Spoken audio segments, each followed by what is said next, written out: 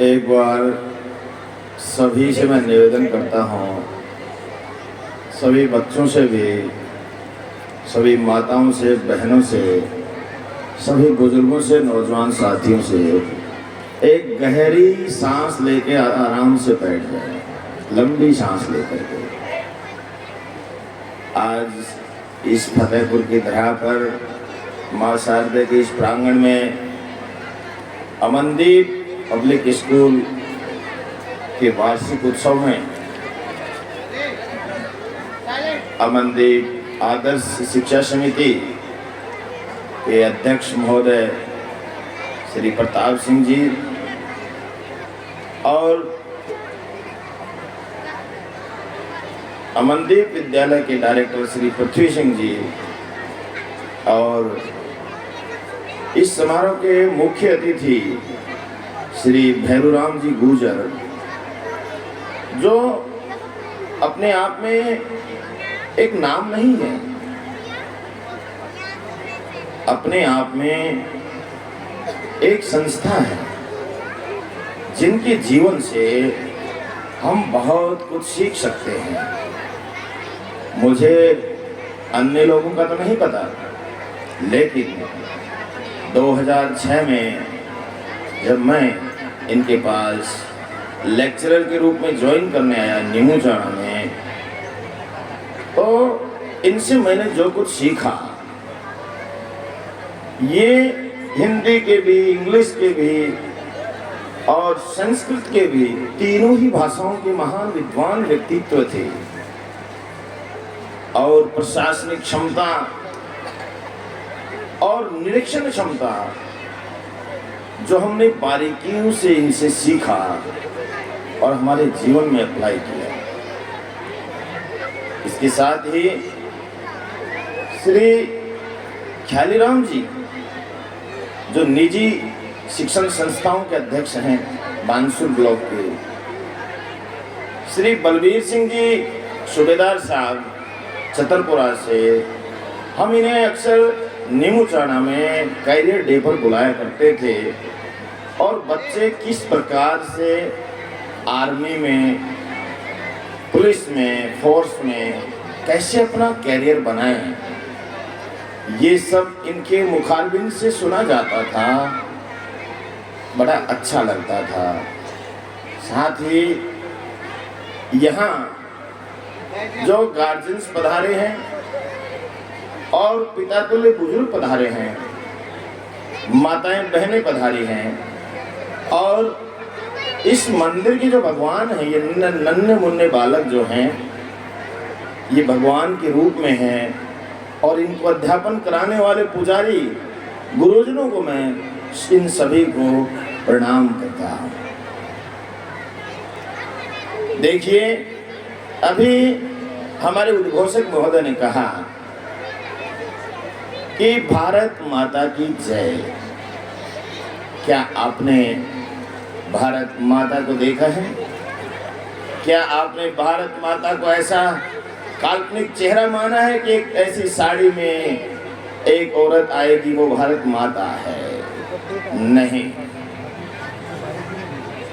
कन्याकुमारी से लेकर जम्मू कश्मीर तक, अरुणाचल प्रदेश से गुजरात तक, वो पूरा भूखंड हमारी भारत माता है। जिस पे आप बैठे हो ये भी भारत माता है। इसे माता क्यों कहते हैं? जिस प्रकार से एक माता अपने बच्चे को जन्म देती है, उसका पालन पोषण करती है, उसके अपशिष्ट को भी साफ करती है, ये धरती माता ही हमें पालती है, अन्न देती है और इसी पर हम अपशिष्ट के रूप में जलते भी हैं और निखरते भी हैं। ये इंसान का हर रूप देखती है, इसलिए धरती माता कहते हैं। जिस प्रकार से हमारे को जन्म देने वाली जननी होती है और हमारे पिता होते हैं, वो एक सपना देखते हैं। जिस दिन आपने कहावत सुनी हो,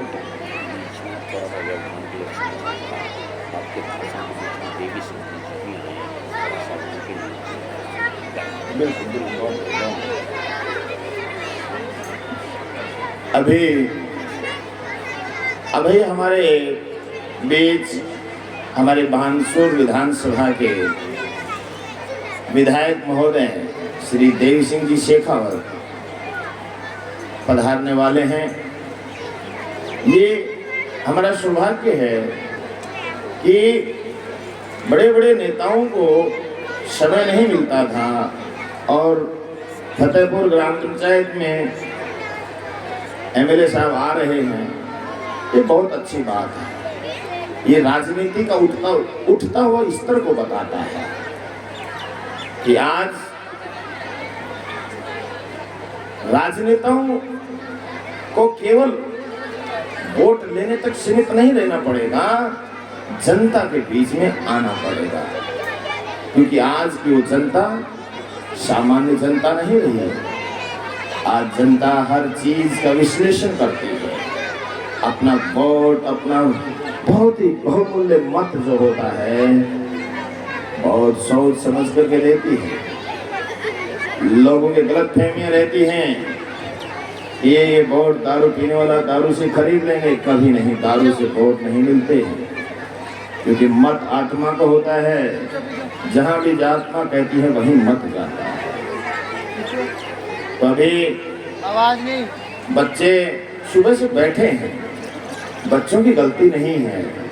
हम इन बच्चों को खुली आकाश में एक बार जोर से हंसने दें, इन पर पाबंदियां नहीं लगाएंगे। ये नन्हे मुन्ने बच्चे हैं, इनके ऊपर पाबंदियां लगाएंगे, डांटेंगे, धमकाएंगे नहीं, इन्हें खुले आसमान में उड़ने दो।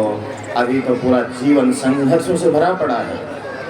कोई बात नहीं बेटा, आप जैसी स्थिति में बैठे हो आप स्वीकार्य हो, लेकिन 5वीं से 8वीं तक के बच्चे, 5वीं 6वीं 7वीं 8वीं के बच्चे बिल्कुल ध्यान से सुनेंगे। आपने कहावत सुनी है कि पूत के पैर पालने में दिख जाते हैं, पूत के पैर पालने में ही दिख जाते हैं। ये कहावत कितने लोगों ने सुनी है? माताओं बहनों से पूछना चाहता हूं, आपने सुनी है पूत के पैर पालने में दिख जाते हैं। लेकिन मेरा मानना है, आपने बरगद का पेड़ देखा है, बरगद का पेड़ देखा है, उसका बीज कभी देखा है आपने? बहुत राई के दाने से भी छोटा बीज होता है उसका। लेकिन किसी को यदि वो बीज दिखा दें तो वो सोच नहीं सकता इस बीज के अंदर कितना विशाल वृक्ष छिपा हुआ है जो हजारों प्राणियों को आश्रय देता है। लेकिन उस बीज को यदि वटवृक्ष बनना है तो उसे जमीन में गड़ना पड़ेगा, जमीन में अपनी आहुति देनी पड़ेगी यदि वो वटवृक्ष बनना चाहता है। लेकिन जिस दिन माँ के गर्भ में बच्चा या बच्ची गर्भ धारण कर लेती है, उसी दिन से उसके संस्कार शुरू हो जाते हैं। आपने अभिमन्यु की कहानी सुनी होगी। अर्जुन ने चक्रव्यूह में कैसे घुसा जाए ये कहानी तो बता दी, लेकिन चक्रव्यूह को कैसे भेदा जाए जब ये अर्जुन बताने लगा तो उसकी माँ को नींद आ गई, और उसकी माँ के नींद का खामियाजा अभिमन्यु का अपना बलिदान दे करके भुगतना पड़ा। यदि उसकी माँ सोती नहीं तो अभिमन्यु कौरवों के हाथों मारा नहीं जाता, बल्कि उस चक्रव्यूह को भेद करके बाहर निकल जाता। अभिमन्यु की गलती है क्या? गलती किसकी है? उसकी माँ की है। आप लोग क्या सोचते हैं? आपके पेट में जो गर्भ में जो बच्चा पल रहा है, पति पत्नी जो बात कर रहे हैं, घर का जो वातावरण है, वो सारे संस्कार वो बच्चा पेट में ही ले लेता है। ये कैलिफोर्निया यूनिवर्सिटी में ये एक अध्ययन हुआ है कि 500 डॉक्टरों की टीम ने ये रिसर्च किया कि जो बच्चे गर्भ में अपनी माँ के पेट में लात मारा करते थे, डॉक्टर उनसे पूछा करते थे कि हर 15 दिन में डॉक्टर की मीटिंग होती थी, डॉक्टर पूछा करते थे कोई एक्टिविटी हुई पेट में, बच्चे ने कोई गतिविधि की? उन्होंने कहा कभी कभी लात मारता है। वो डायरी में नोट हो गया। 50 साल बाद में जब विश्लेषण किया गया, जिन महिलाओं ने ये बताया कि मेरे पेट में बच्चा लात मारता है, 50-60 साल बाद में वो बच्चा वास्तव में अपने माँ बाप के पेट पर लात मार करके गेट से बाहर कर देता है। वो संस्कार वहीं से शुरू हो जाते हैं। एक दारू पिया हुआ पिता अपनी पत्नी को पीटता है, पेट में बच्चा पल रहा है, उससे अच्छे संस्कार वाले बच्चों की हम आशा कैसे कर सकते हैं। बाप दारू पीता है, बीड़ी पीता है, सिगरेट पीता है, इस नन्हे बालक को क्या बताए क्या है। वो नन्हा बालक, बाप ने बीड़ी पी के फेंक दी, बाप इधर उधर गया, बच्चे ने सबसे पहले बाप से भी नहीं डरा, उसने उसे बीड़ी को उठाया, जलती हुई बीड़ी को पिया और उसमें धुआं निकला। बाप ने चांटा मारा। क्यों मारा? क्या बाप को चांटा मारने का अधिकार है? नहीं है। सबसे पहले खुद को सुधारना पड़ेगा, खुद को सुधरना पड़ेगा। आपको अधिकार नहीं है उस बच्चे को मारने का, क्योंकि बच्चा तो एक कोरी कागज की किताब के रूप में आया था। उसने जो कुछ यहाँ देखा, जो कुछ उसने यहाँ सुना, जो कुछ उसने यहाँ पढ़ा, उसी को आत्मसात किया है। इसलिए मैं माताओं से, बहनों से, बुजुर्गों से, नौजवान साथियों से ये आह्वान करता हूँ कि अपने बच्चों को, संस्कार एक ऐसी चीज है जो बहुमूल्य है। वो संस्कार सबसे ज्यादा एक दादा और दादी और माँ और पिता और इन सबसे बढ़कर एक गुरु, ये 5 सदस्य यदि उस बच्चे के भाग्य में सही मिल गए, उस बच्चे को आगे बढ़ने से कोई रोक नहीं सकता है। लेकिन आज समय क्या आ गया है, बच्चे दादा दादी के पास बैठते नहीं है। अरे क्या हो गया, दादा और दादी अनपढ़ हैं, अंगूठा छाप हैं, लेकिन उनके पास बैठिए, उनके पसीने की बूंद से जमीन से अन्न उगाया है और तुम्हारा पेट भरा है उस बूढ़े बाबा ने। लेकिन कौन समझता है? कोई नहीं समझता। इस बाबा की पसीने की बूंद जब धरती पर पड़ी और खेतों में गेहूं की फसल लहलहा रही है, लेकिन बच्चे क्या करें? मम्मी ने बच्चे को पहले ही मोबाइल दे दिया, बच्चा रोता है, पकड़ मोबाइल, वो अपने काम में लग जाता है। आज स्थिति ये है कि जो कामकाजी माता पिता हैं, बाहर जाते हैं, उन्हें माता पिता का इंतजार नहीं होता है, वो पिता का इंतजार नहीं करते हैं। वो किसका इंतजार करते हैं कि पिता आएंगे मुझे मोबाइल मिलेगा, मम्मी आएगी मुझे मोबाइल मिलेगा। माँ बाप से कोई लेना देना नहीं है, उसे लेना देना गया है केवल मोबाइल से। तो 21वीं सदी की जो सबसे बड़ी बुराई है वो क्या है? मोबाइल। मोबाइल बुरा नहीं है, उसका उपयोग कैसे करें ये बुरा है, मोबाइल बुरा नहीं है। उसका उपयोग आपके सामने करना सिखाओ, बच्चे को उपयोगी चीजें सिखाओ, मोबाइल को दोष मत दो। लेकिन उसका उपयोग कैसे करते हैं ये उस बच्चे को सिखाना है। छोटे छोटे बच्चे सपने, उन सपनों को दिखाओ उन बच्चों को।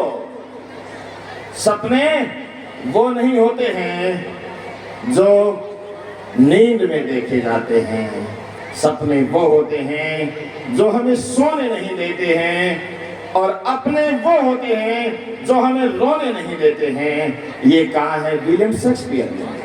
अपने वो होते हैं जो हमें रोने नहीं देते, और सपने वो होते हैं जो हमें सोने नहीं देते। प्यारे बच्चों, शिक्षा एक ऐसा हथियार है जिसने शिक्षा रूपी, शिक्षा वो शेरनी का दूध है, जिसने पिया है वो शेर की तरह दहाड़ता है। चाहे वो भीमराव अंबेडकर हो, लाल बहादुर शास्त्री हो, चौधरी चरण सिंह हो, और बहुत से विद्वान हो जिन्होंने शिक्षा पाई है। गरीबी, आर्थिक स्थिति शिक्षा प्राप्त करने में कहीं भी बाधा नहीं बनती है। यदि उसके माँ बाप के संस्कार बच्चे में अच्छे हैं, बैठे बैठे चूल्हे के पास अपने बच्चे के भविष्य के सपने बुनते हैं और उसी के अनुसार उस बच्चे को करने के लिए प्लेटफॉर्म देते हैं, तो दुनिया की कोई ताकत नहीं है उन माँ बाप के सपने टूट जाएं। लेकिन सपने क्या देखते हैं, बच्चे को क्या कहते हैं, डॉक्टर बनना है, इंजीनियर बनना है, मास्टर बनना है, आईएएस बनना है। नहीं, अपने बच्चे को संस्कार दीजिए कि सबसे पहले तुझे एक अच्छा इंसान बनना है जिसमें कोई बुराई नहीं होनी चाहिए। आईएएस और डॉक्टर तो बाद की बात है, एक अच्छा इंसान बनना है जिसमें प्रेम है, वात्सल्य है, दया है, सही सुनता है, त्याग की भावना है, करुणा है। एक अच्छा इंसान बनना है जिसमें अहंकार नहीं है, जिसमें विनय है। विद्या ददाति विनयम, जिसने विद्या का अध्ययन किया है, गुरुओं का आशीर्वाद लिया है, वो विनम्र बनता है। आपको पता है रावण राम से भी प्रकांड विद्वान था। आपको पता है दशानन था, सर काट करके महादेव की पूजा करता था।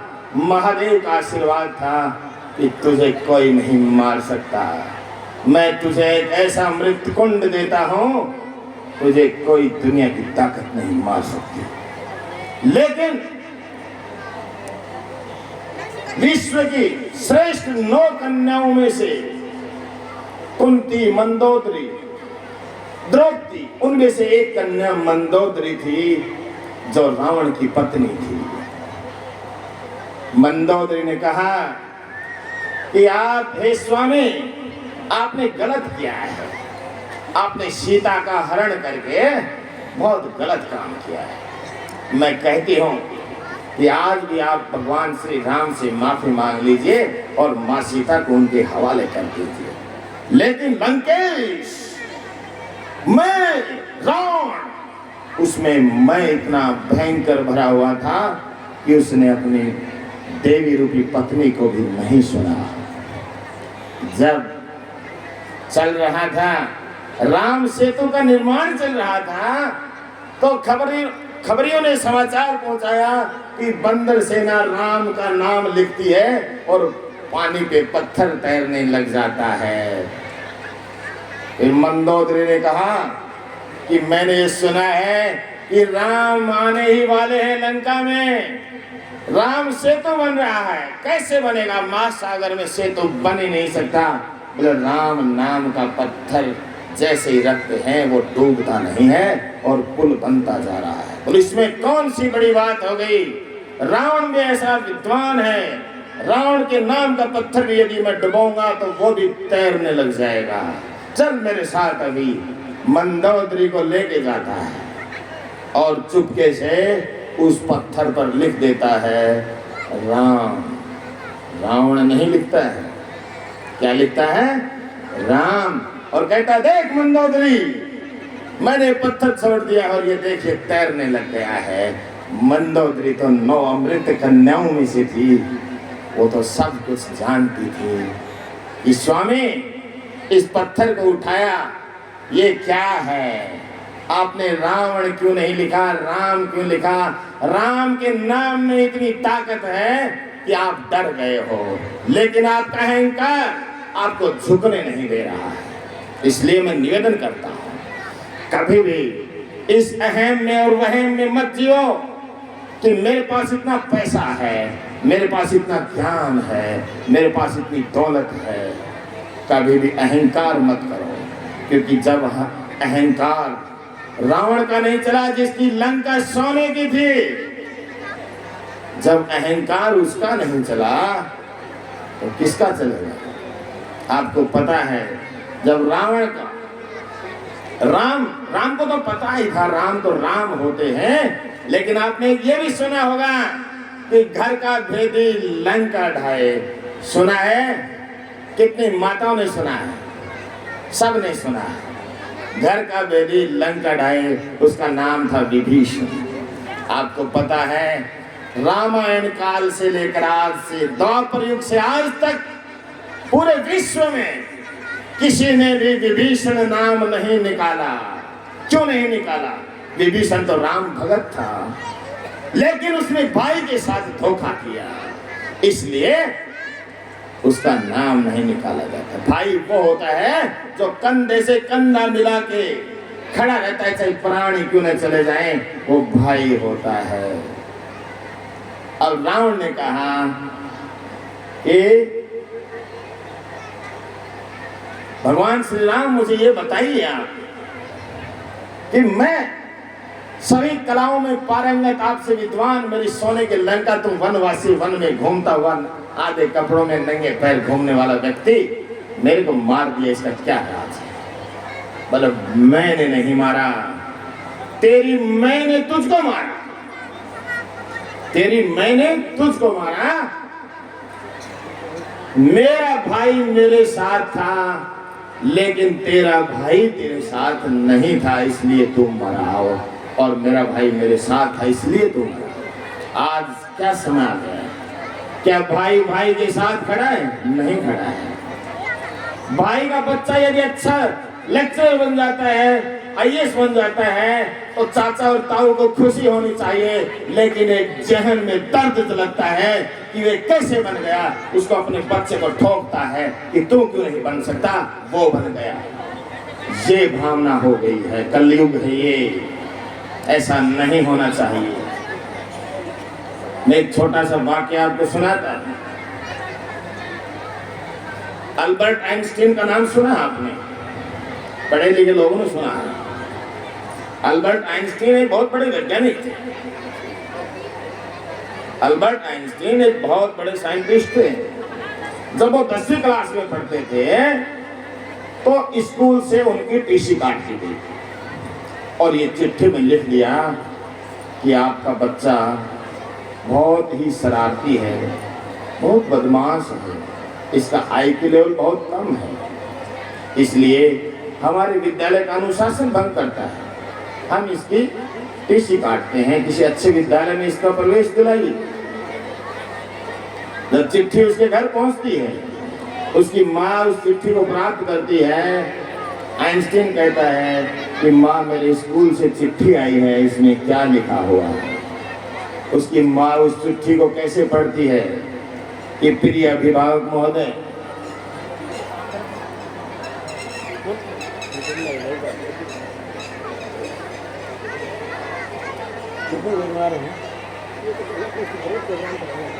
अच्छा, माँ ने क्या कहा?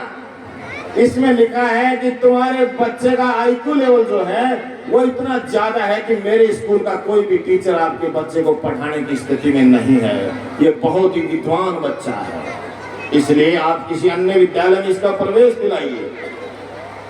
माँ ने झूठ बोला, बच्चा समझ गया कि वास्तव में मैं इतना इंटेलिजेंट हूँ, और वो पास की स्कूल में दाखिला करवाया, बहुत बड़ा वैज्ञानिक बन गया।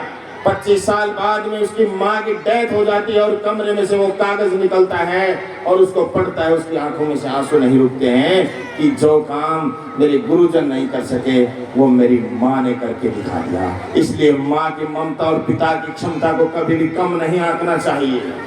लेकिन ये बच्चे हैं, माँ को पिता को कहते हैं तुम्हें क्या पता जमाना बदल गया है, ये कह करके उसको भग जाते हैं। अरे जमाना नहीं बदला, तुम बदल गए हो। जमाना ये नहीं कहता गलत रास्ता पकड़ लो। देखो कहने को तो बहुत कुछ है, कहने को बहुत कुछ है, लेकिन मैं ये कहूँगा कि इस कार्यक्रम में बच्चे ने जो नाटक किया, नाटक का प्रदर्शन किया, उसमें स्पष्ट था कि बच्चियों को पढ़ाओ, बच्चों को भी पढ़ाओ, नशे से दूर रहो।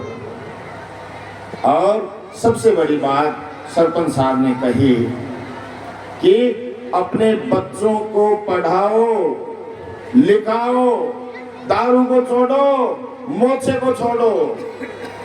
आपके बच्चे इस विद्यालय में पढ़ते हैं, मुझे तो बड़ी तसल्ली हुई कि आपके बच्चे जो हैं वो बिल्कुल सुरक्षित हाथों में हैं। आपके बच्चों का भविष्य जो है वो सुरक्षित हाथों में है। पृथ्वी जी बहुत मेहनत करते हैं, बहुत मेहनती हैं, मैंने ये सुना था कि जो सरकारी स्कूल में सरकारी स्कूल के टीचर नहीं लगते हैं वो प्राइवेट में पढ़ाते हैं, ऐसा मेरा मानना था। लेकिन मैंने जब ये सुना कि अमनदीप स्कूल में पढ़ाने वाले टीचर सरकारी स्कूल के मास्टर बनते हैं, ये यहाँ तो उल्टा निकला रहा। मैं बहुत बहुत धन्यवाद देता हूँ कि यहाँ तो वो टीचर पढ़ाते हैं जो सरकारी स्कूल में लगते हैं, लेकिन बहुत से ऊंचे ऊंचे बिल्डिंग आपको दिखेंगे, लग्जरी बस दिखेंगे, वहां जाकर के देखिए कौन से टीचर आपको पढ़ा रहे हैं। आप ये मत जाइए कि बिल्डिंग कैसी है, तड़क भड़क चमक धमक में मत जाइए। आपके बच्चे जहां पढ़ रहे हैं, मैं तो ये कहता हूं कि आप 8वीं तक नहीं, इसको आगे तक ले जाओ, 10th तक ले जाओ, 12th तक ले जाओ, क्योंकि 8वीं तक आपने बच्चों को संवार दिया, लेकिन 9th 10th 11th 12th 4 साल बच गए, 4 साल में बच्चा बिगड़ जाता है। तो मैं तो ये मानना है कि इनको आगे तक इस स्कूल को रखना चाहिए। दूसरी बात कि आप मुझे ये बताओ, क्या ये सही बात है क्या गांव में डीजे बजता है और उसके ऊपर बहू और बेटियां साथ नाचती हैं और गंदे और फुअड़ गानों पे नाचती हैं? क्या आपका आत्मा कौन से सलाऊ करता है? आप बताओ कौन सा गाना बज रहा है और आप नाच रहे हो? बाप के खड़ा बाप की कालजा में आग लग रही है, लेकिन आजकल के छोरे बोले मानने को नहीं साहब के करा। डीजे बजेगा, दारू आएगी, दारू पिएंगे, झगड़ा होगा, सुबह वही बाप राजीनामे के लिए पैर पकड़ता डोलता है। उस बेचारे बाप की क्या गलती है? इसलिए मैं तो हाथ जोड़ के विनती करता हूँ सरपंच साहब से भी कि प्रस्ताव लो कि गांव में डीजे ही नहीं बजेगा। डीजे उस गांव के पतन का कारण होता है। मोछे की बात मैं आपको बताऊं, पर फिर यदि मैं ज्यादा समय ले रहा हूं तो मैं मेरी बात को बंद करूं।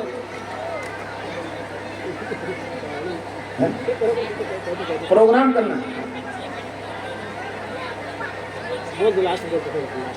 भाई, देखिए ऐसा है, फिर कभी आएंगे आपको दोबारा बात करने के लिए, लेकिन आपका जो प्रोग्राम था बड़ा अच्छा लगा और यहाँ की व्यवस्थाएं थी बहुत अच्छी लगी, और पृथ्वी जी ने हमें बुलाया, मान सम्मान दिया, इसके लिए तुम आभारी हुई और आप सभी का भी आभारी हूँ। आपने मुझे सुना, बहुत बहुत जय हिंद, जय भारत, जय गुरु।